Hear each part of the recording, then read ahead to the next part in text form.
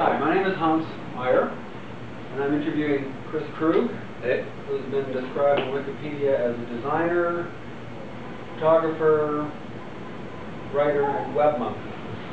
And you've got quite a bit of presence on the internet. What does it mean to be a designer, writer, photographer, web monkey in Vancouver for you today? Well, I didn't write that or say it about myself, so I don't know if I would describe myself the same way, but I am an independent creative professional doing those types of things here in Vancouver. So yeah, I'm a photographer and I build websites and do web strategy, and so writing and public speaking and teaching and stuff. Right, well, you've got a kind of persona and some kind of energy around you that's a little bit edgy or something, at least for people of my generation who are just getting, for example, we were both at Media That Matters in Cortez this spring, and almost the first thing that came up was the kind of dynamic around old ways of, or filmic, old school cinematic ways of doing narrative, and for lack of a better word, new media. Right. And so you and Tracy Friesen from the NFB started an interesting conversation, which fueled the rest of that conference. Yeah. I think we sat down in a circle and I think the topic was why is everyone here or whatever, and I felt like that there was I felt like we were there to talk about narrative, and there was a bit of, the pink elephant in the room was kind of that old school or traditional media filmmakers and content producers try to limit the value of new media by saying that you can't, the narrative isn't as good, that everyone can be a content producer, and that you end up with a whole bunch of meaningless dribble out there, and that the traditional story with a beginning, middle, and an end, and an antagonist and protagonist has gone away in favor of this other stuff, and that it's somehow less good. And so I was trying to have that conversation. So how do you see that? Like where is the narrative structure? Where is the beginning, middle, and end in new media? Or is that even relevant? Yeah, well, I'm not sure that it is relevant. I mean, I think that things still do have that, but I think that we definitely see a lot less linear of a perspective in kind of emergent media, and I think you see that carried over in the traditional media in things like maybe like Quentin Tarantino style of storytelling, where you start with the last scene and you start to get flashbacks through the character's narrative, and at the very last clip of the movie you see the beginning of it or something like that. And so I think that it's different, and it's maybe not as easy for people who've been trained traditionally to pin down according to the kind of paradigm and vocabulary that they have been given or that they use to describe this stuff. I don't think it's any less valuable, and I think that you see, I think there's new styles of storytelling taking place. I mean, well, we just had this conversation over lunch, or I listened to this conversation about World of Warcraft. Right. I mean, is that one of the places where narrative is, or people are engaging in a narrative in a different way? Well, I think in some ways, like, people's whole lives are narrative.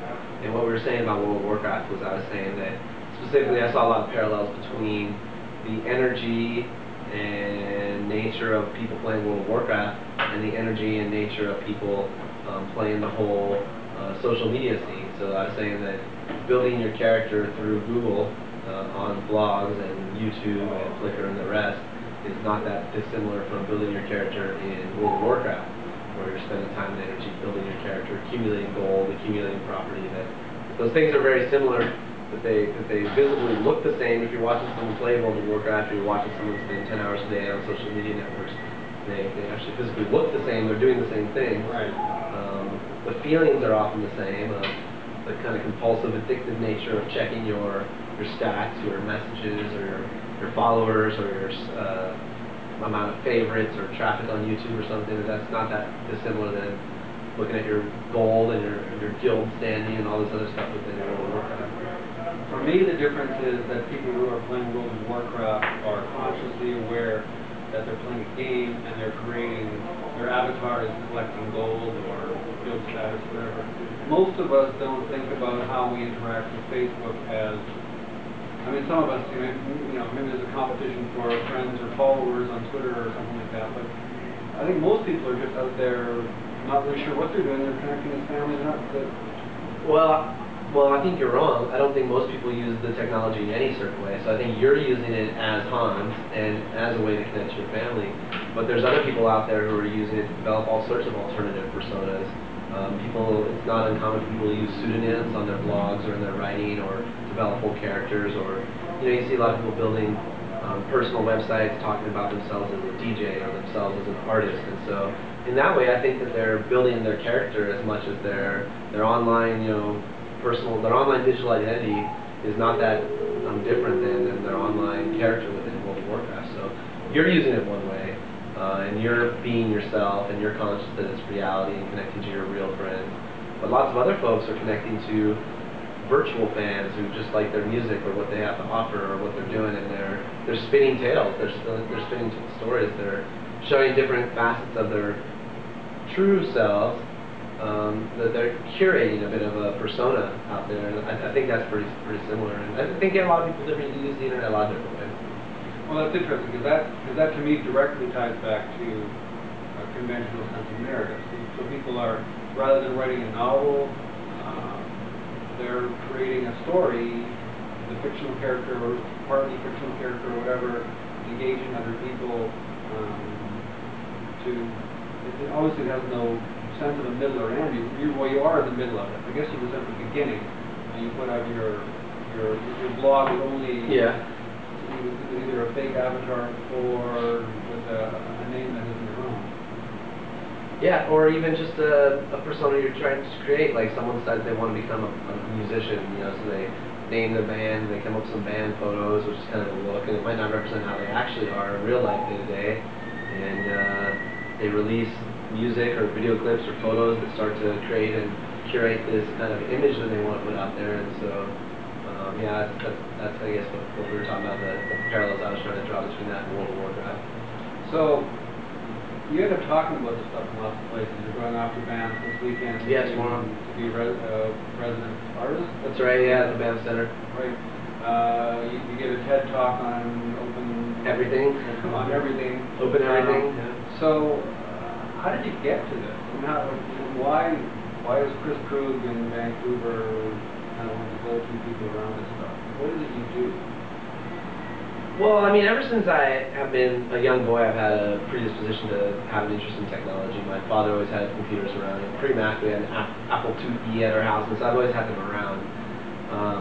When I first started my career, I started my career pretty young, working in marketing departments for high-tech companies in my early 20s, and did that for a while, and made some money and learned kind of the corporate marketing world, and public relations world, advertising world, but ultimately found it kind of unfulfilling on a personal level, on kind of a more hard level, and so that's my personal track. And then running kind of parallel to this is this revolution in technology that's taking place, where I was telling you earlier, I was on Prodigy, and then AOL, and then finally the internet. And so the internet came around, and I already had some history with online networking technologies, and started building the internet, started building websites for my professors at university and for my university itself, and then later for freelance clients, and then getting absorbed kind of into marketing departments and starting to do that as a marketing function for bigger companies.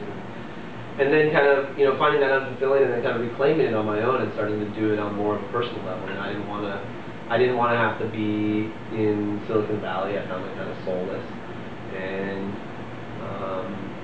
I read Henry David Thoreau when I was in high school, and he has this thing where he starts equating objects in your life to how much life energy it takes to earn the money to buy that object, and showing that it's ultimately it's ridiculous.